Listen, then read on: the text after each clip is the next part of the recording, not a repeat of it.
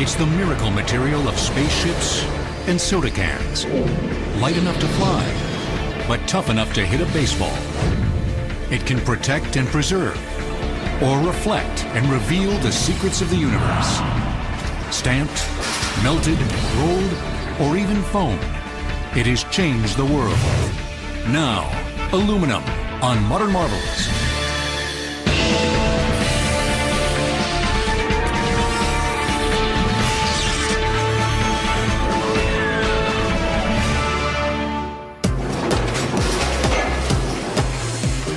There's a good reason the world devours nearly 100,000 tons of aluminum every day. And why the United States alone gobbles 25 billion pounds a year. Modern civilization couldn't survive without it. This strong, lightweight, flexible, rust-proof wonder is everywhere. An integral part of the planes we fly, the cars we drive, the structures of our cities, and the power lines carrying electricity to our homes. But most know it best when aluminum is no thicker than a human hair. It's found this way in over 95% of households as aluminum foil. Impervious to light, air, and moisture, it's perfect for preparing and preserving food. There's nothing better for a barrier. Moisture protection, freshness, the deadfold characteristics that we use it to wrap our products is just, there's nothing better. But how does it get so thin? And why is it shiny on one side and dull on the other? The Reynolds factory in Richmond, Virginia, maker of 340,000 pounds of aluminum foil every day, holds the answers. The aluminum arrives by rail car as massive 32,000-pound coils. Once we receive the coils, they're unloaded off the rail car. We go into annealing ovens. The annealing process helps soften the metal so that we can further reduce it to the gauge and thickness that most people see in our standard Reynolds wrap products. Each sheet is 4.5 thousandths of an inch thick, about the same as a compact disc. Thinning the softened sheet is a job for the rolling mills, since the pressure they exert on the aluminum could create sparks and ignite fires. A cooling lubricant douses the sheet as it enters. Inside the mill, the sheet passes between a pair of powered spinning rollers. Larger, non-powered rollers positioned above and below them apply even pressure, helping them flatten the sheet in a uniform manner. One pass through the mill reduces the sheet thickness by half. It's also getting a lot longer, as the 3,000-yard long coiled sheet makes 6 passes through 3 different rolling mills. When it finishes on our finishing mill, it's about 240 miles long because we've reduced it and increased the length. This final pass through the finishing mill holds the secret to why aluminum foil is shiny on one side, but not the other. So in order to support the metal and ensure we can pull it through the mill, we double pass it. We have 2 sheets of metal running through the mill at the same time. Since the outer sides of each sheet contact the highly polished, lubricated roller surface, they emerge shiny. And since the inner sides touch only each other, they emerge with a matte finish. After the doubled foil exits, each single layer is only 6.4 ten-thousandths of an inch thick, 6 times thinner than a sheet of standard copier paper. In this process, we're separating the metal from the double sheet to single sheet. The separation occurs at this point. One sheet is going to the upper rolls, the other sheet to the lower rolls. As the sheets of foil separate, a set of knives behind this metal housing slices the roll into 6 equal divisions, measuring 12 inches across. Next, mechanical arms break apart the divisions. Now the foil is at its final thickness and width. Shortening each coil to the standard length happens at the packing facility. The coils run through a spooler that cuts each sheet and wraps it around a fiber core 300 times per minute. Machines then guide the cores into cartons, and the foil is ready to wrap food for the fridge, freezer, or grill all around the world. But does it matter which side faces in and which side faces out? Actually, it makes no difference whether you use the dull versus the shiny side of the foil. They both are going to perform the same for cooking or freezing or storing with foil. Aluminum foil's roots stretch back over 8 decades, when metals other than aluminum were preserving the goods that fed our sweet tooths and smoking habits. It got its origins way back in about the 1920s when Reynolds Metals Company was in the business of producing lead and tin foil that was used in cigarette packaging. And they started wondering if possibly this protective foil could be made better and more economically by using the new metal called aluminum. Aluminum arrived for home use in 1947. Touted as a new kitchen miracle, Reynolds Wrap debuted as a 25-foot-long, 12-inch wide roll, packaged in pink and silver.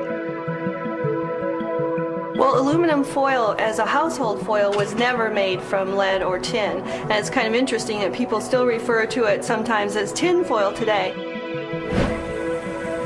But where does the aluminum used to make foil and a million other things come from? It's right beneath our feet, beckoning to miners as the most abundant metal in the Earth's crust. Out of every 1 million atoms in the ground, 82,000 are aluminum.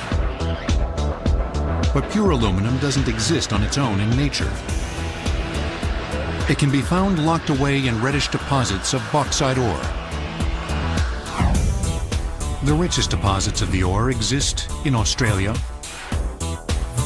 Guinea, Brazil, and Jamaica.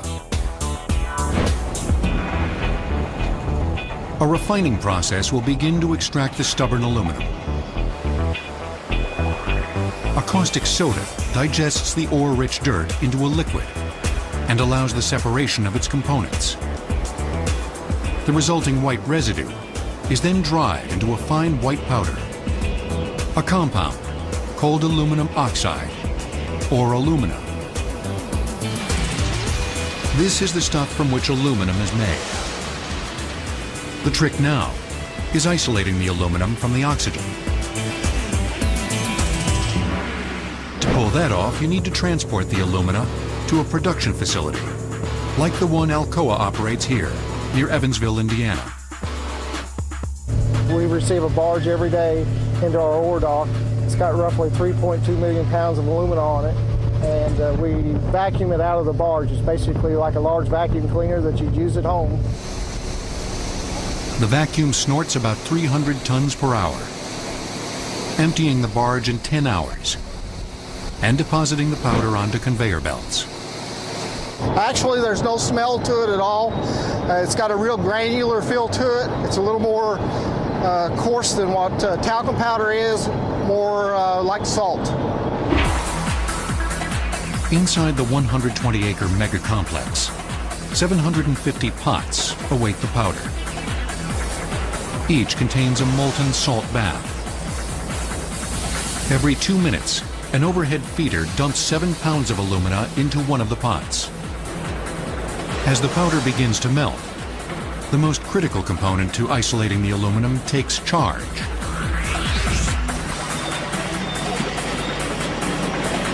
Electricity, and lots of it. The on-site coal plant delivers enough juice to the pots to power 300,000 homes.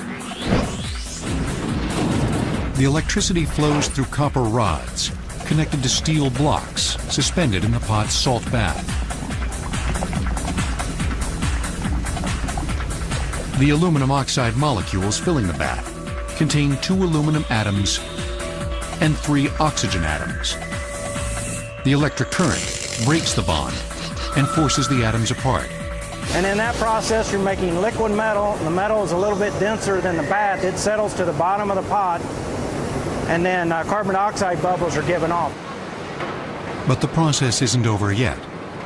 Workers then have to extract the molten aluminum from the pots and turn it into a solid.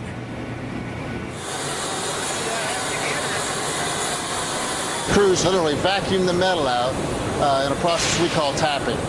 They use a large container that's got a spout on it. We apply air to it and create a vacuum and suck the metal out of the bottom of the pot.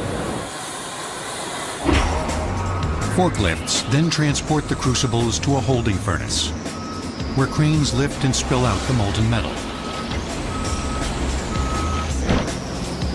Then channels directed into casting chambers, where it will solidify. These hulking monoliths are destined to become everything from beer cans to boats, from saucepans to siding on your house. Not bad for a metal that's definitely the new kid on the block. Well, the one thing to keep in mind is that aluminum is a fairly new metal. Bronze, lead, iron, copper have been around for centuries. Aluminum was first actually discovered as an element by a chemist, Sir Davy, in 1808. But discovering this unique metal was one thing. Divorcing it from its ore compound was another. Throughout most of the 19th century, a variety of chemical processes could only generate impure samples in minute quantities. Aluminum was so rare, it was nearly twice as expensive as gold.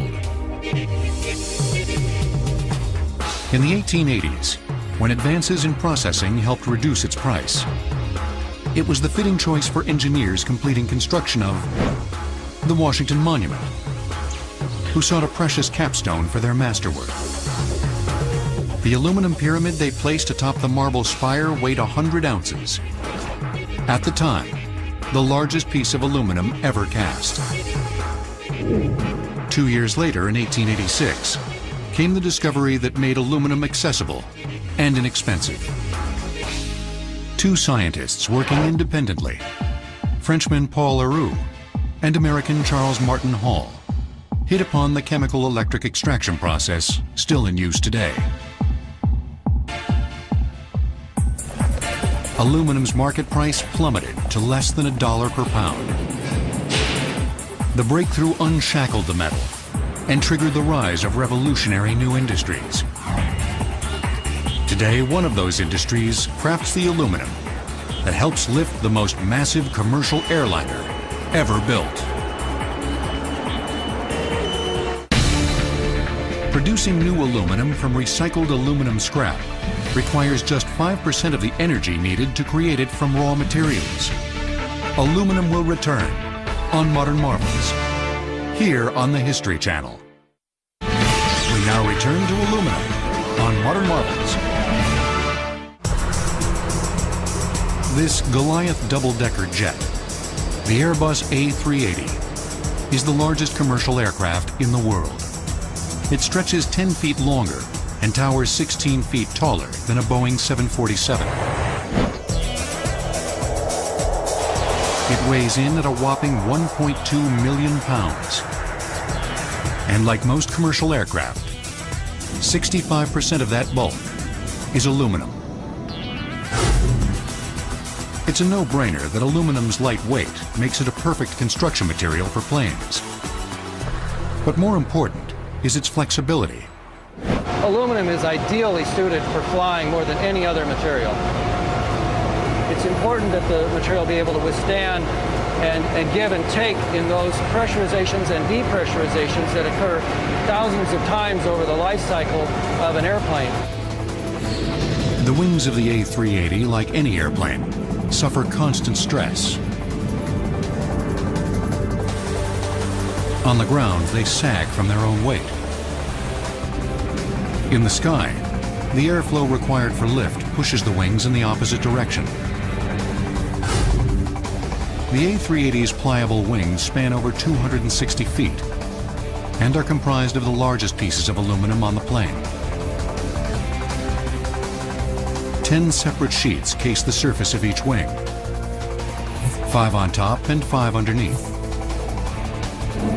They cover a series of aluminum ribs and spars, which form the skeleton needed to support the wing's length. The wing skins for the A380 are among the thousands of aluminum parts made here at Alcoa's Davenport Works Mill in Iowa. The plant is large enough to contain a golf course. Mill workers craft wing sections up to 112 feet long and weighing over 11,000 pounds.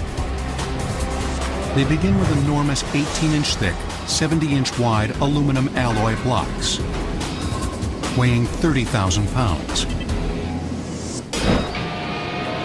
The task of transforming each into a giant wing skin begins with this beastly rolling mill, measuring over 18 feet across, the widest in the world. It's rolled along its longitudinal axis down to the proper gauge. Every pass, the top roll gets lowered, so you're squeezing that metal through a narrower slot. Just like the raw sheets that become aluminum foil, the metal will get thinner and thinner and longer, until it is about 1 inch thick. Saws then cut each flattened plate to various shapes, depending on where they'll be positioned on the wing.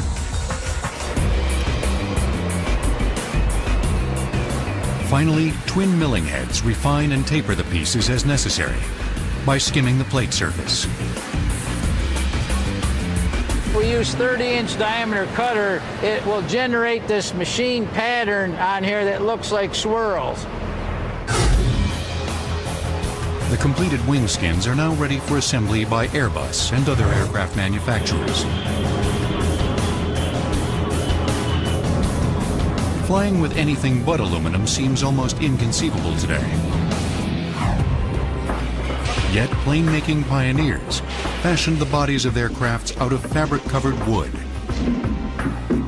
But wood could rot and splinter. Seeking a more durable material following World War I, German designer Hugo Junkers was among the first to build planes sheathed in an aluminum alloy. In 1935, the Douglas DC-3 and its all-aluminum body ushered in the age of commercial flight. Sporting longer and larger wings than its predecessors, it could fly higher and faster. It could also carry more fuel, minimizing refueling stops. The duration of a coast-to-coast flight fell from an agonizing 26 hours to less than 18. And today, aluminum carries commercial travelers through the air for more than 800 billion miles every year.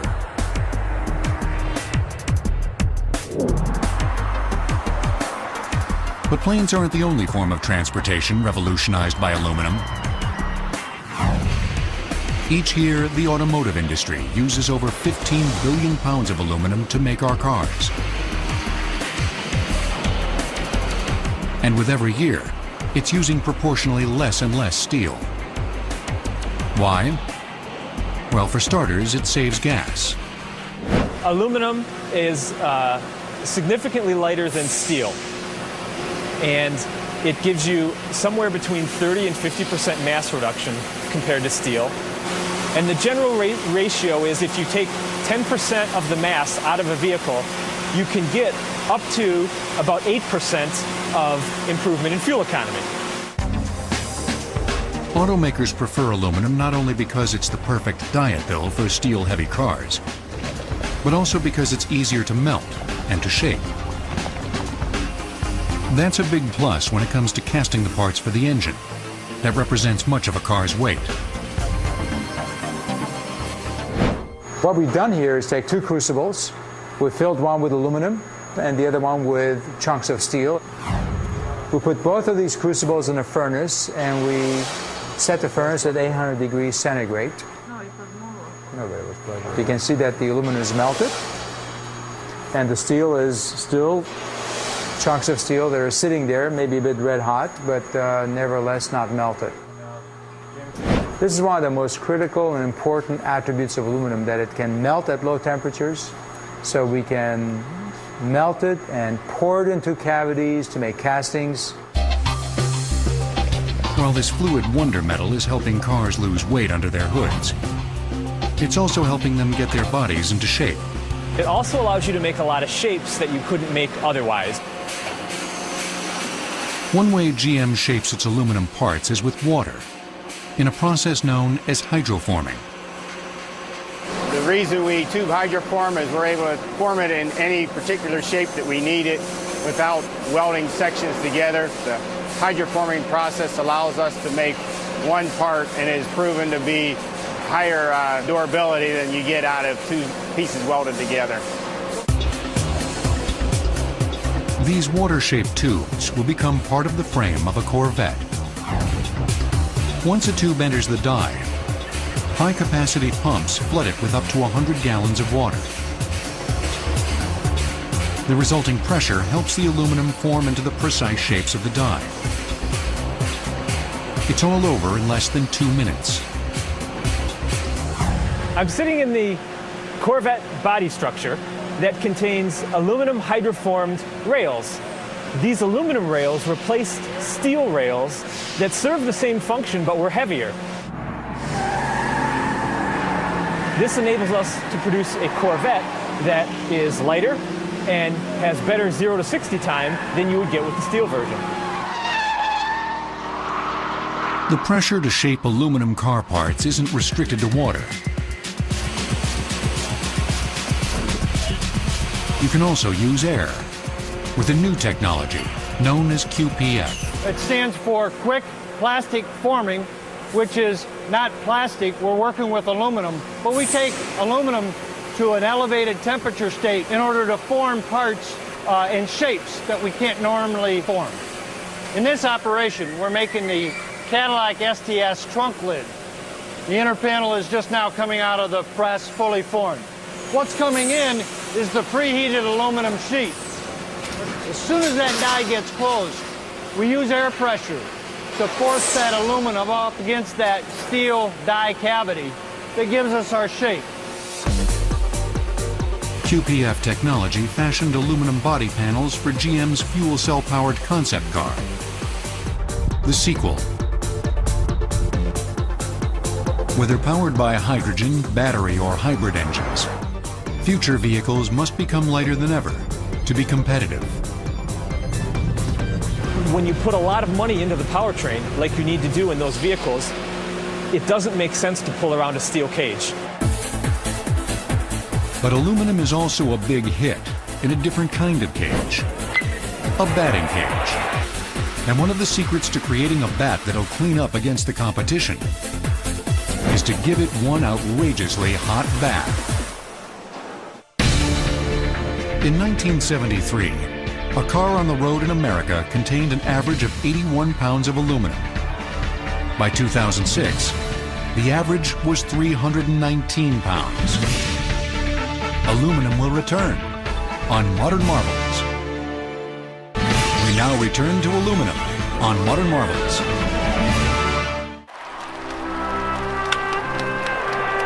A wood bat is the foundation of professional baseball, and has been since before the days of the Babe. To maintain that tradition, pro players can't use anything else. But aspiring pros aren't required to use wood. In fact, more than 90% of all bats sold today are made not from wood, but aluminum. The reasons are obvious.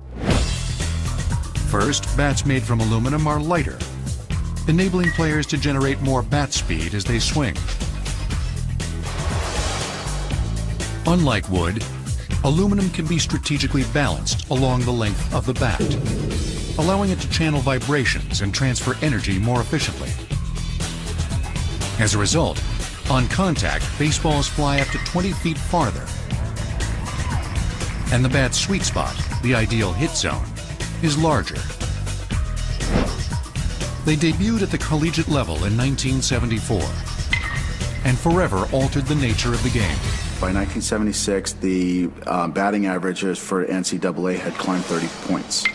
So there was the big difference in terms of just simply putting the ball in play. The Anderson Bat Company in Orange County, California, one of the few remaining American bat makers, crafts 300 aluminum bats every day.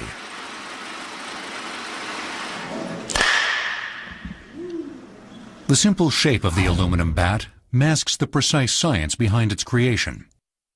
The aluminum has the strength-to-weight ratio that is probably the most advantageous of any of the metals.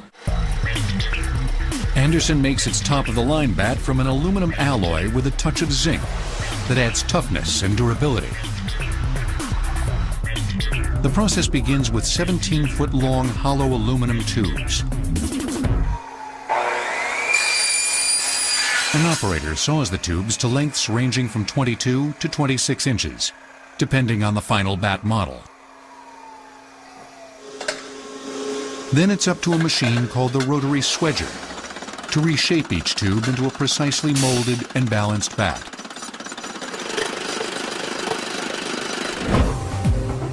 The aluminum fits over a mandrel bar as it enters the swedger between a twin pair of dies. As the tapered die halves rotate, they open out. A series of spinning rollers, positioned around the perimeter, shove the dies back and close them. The rotation opens and closes the dies 1,500 times per minute. As the aluminum feeds into the swedger, it's forced to take the shape of the narrowing die cavity. The aluminum needs 3 passes through the rotary swedger. Each pass thins the wall and elongates the tube. The final pass tapers the handle. This is the cut stock. This is what you saw earlier, and it's 26 inches long. This one is a first pass. It's the thinning stage of it. This is a second thinning stage, and you can see that as we go and thin, the tube gets longer. And then this is the final pass, and while this is 26, this is 41 inches long. These bats may now be expertly shaped and balanced. But before they can punish baseballs, they have to be hardened. This happens just a few miles away, at a facility where a hot bath waits to heat treat the aluminum. The bath doesn't hold hot water, but rather sodium nitrate. Unlike water, the salt solution won't corrode the aluminum. Heat treat is a 2-step process. An elevated temperature for a certain amount of time, and then a rapid cooling called a quench. It's kind of exciting because you go from this salt bath to a water tank. You have to do it with less than 15 seconds. The rapid cooling following the elevated temperature soak creates microscopic particles in the aluminum, which strengthen the metal. After the bats bake in an oven to preserve their hardness and shape, an inspector checks each one to see if it's a hit or an error. What we're looking for is a range. If it's too hard, the aluminum can crack, and if it's too soft, obviously it will dent. After the inspection, workers at another facility add the graphics and color. And workers back at Anderson Bat Company apply the finishing touches. An end on the handle, a cap, and the grip. How does this finely crafted aluminum bat compare to one made of wood? What we're measuring is the velocity of the ball off of the bat from the tee. And the radar gun actually picks up the very fastest point of the ball between the tee and the gun.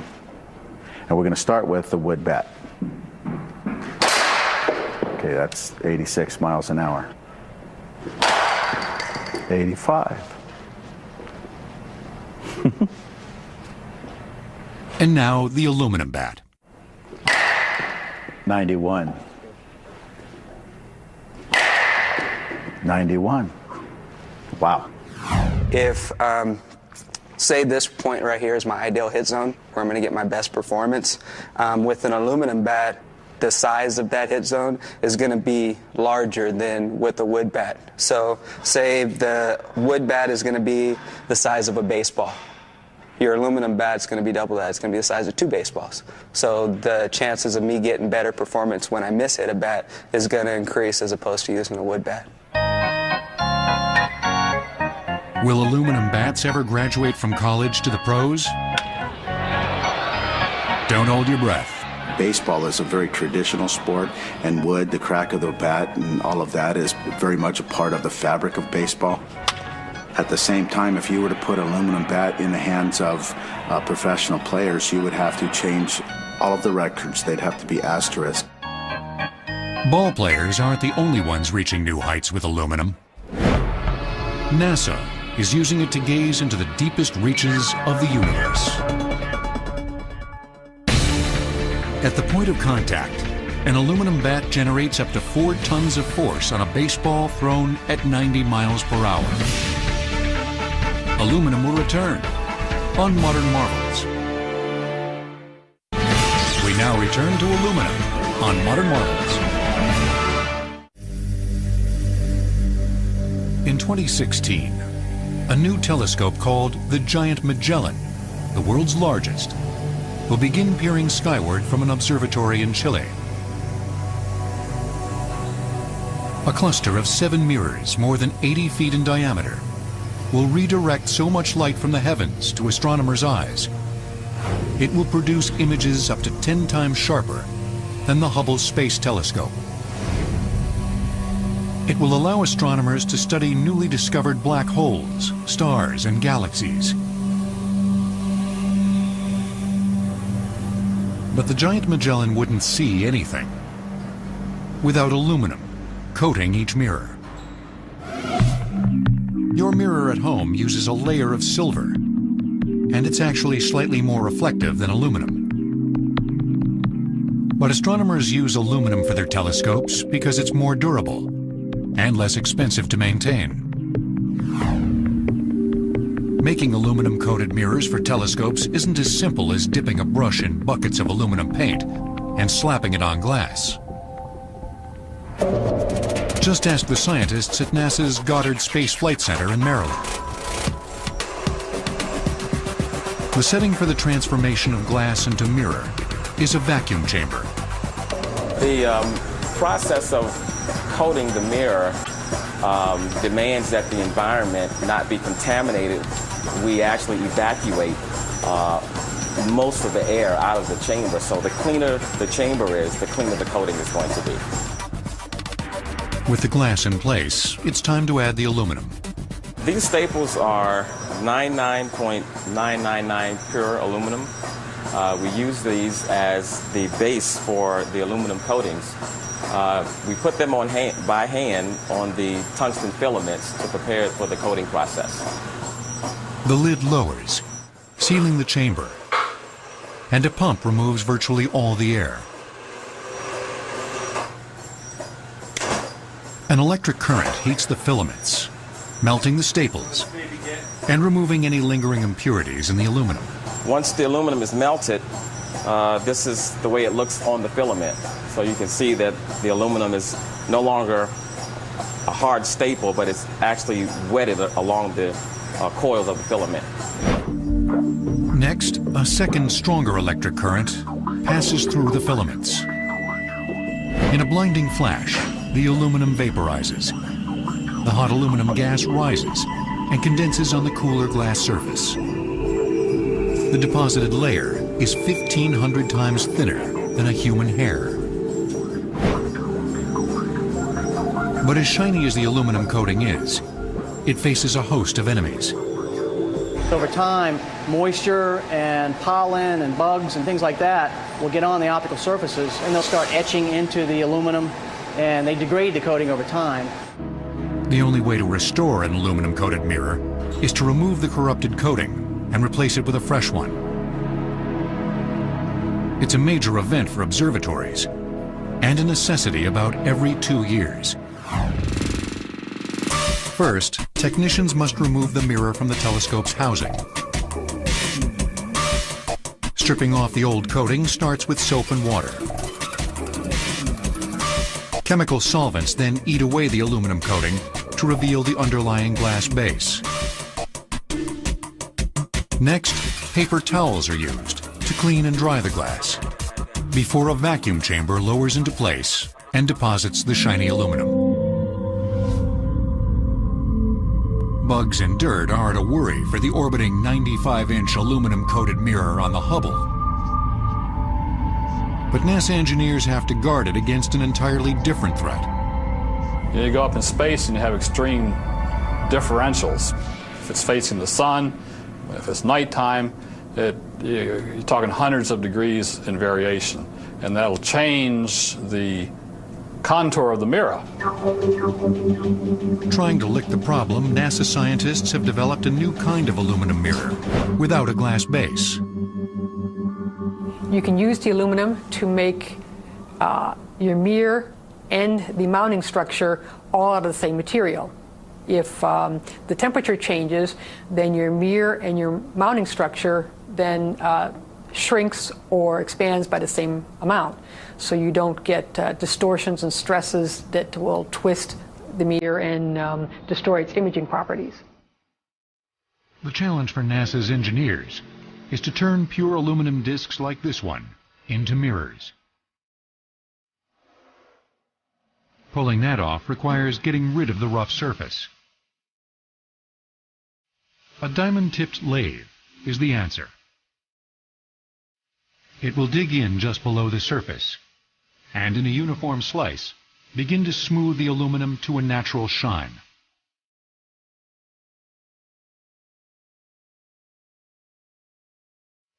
During the procedure, a paint thinner solution sprays away debris. It also cools the diamond tip, which heats up as it carves into the metal. And after just 2 minutes, a final polishing treatment will smooth out leftover microscopic imperfections. NASA scientists speculate that pure aluminum mirrors like this they replace the more common aluminum-coated glass mirrors. Of course, NASA's love affair with aluminum isn't just limited to mirrors. Anything you want to lift off the surface of the Earth, you're fighting gravity, so you want to look for materials that are very lightweight and strong and take advantage of other properties. Reducing the mass to take it to orbit is a big deal. Every pound, every ounce counts. So the aluminum has a perfect combination of many of the characteristics we look for. It is very lightweight, it's malleable, meaning that you can work with it easier, it doesn't corrode. It's easy. If you look around anywhere in NASA, you will see it being applied in just about everything we do. And it's been that way for over 5 decades. It has been one of those materials that actually have made many of the things that we're doing now possible. As aluminum continues to help us explore new worlds, it may also prevent terrorist bombings from leveling our buildings. This spongy new wonder could save your life. The space shuttle is not only made from aluminum, but also fueled by it. Each of its twin rocket boosters requires 1 million pounds of fuel, 16% of which is solid aluminum powder. Aluminum will return on Modern Marvels. We now return to aluminum on Modern Marvels.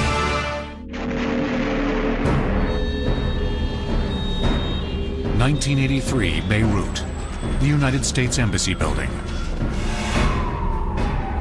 1995 Oklahoma City, the Alfred P. Murrah Federal Building. 1998, the United States Embassies in East Africa. The structures in these attacks proved no match against a devastating explosion unleashed by a powerful bomb. But these buildings may have fared better had they been clad in an innovative form of aluminum produced by Canada's CIMAT Technologies. They call it aluminum foam. Its unique sponge-like structure could prove to be a lifesaver around the globe. The foam basically absorbs the shock wave so that there isn't such a severe impact. And so if you had blast protected the concrete column supporting the structure, there's an excellent chance that the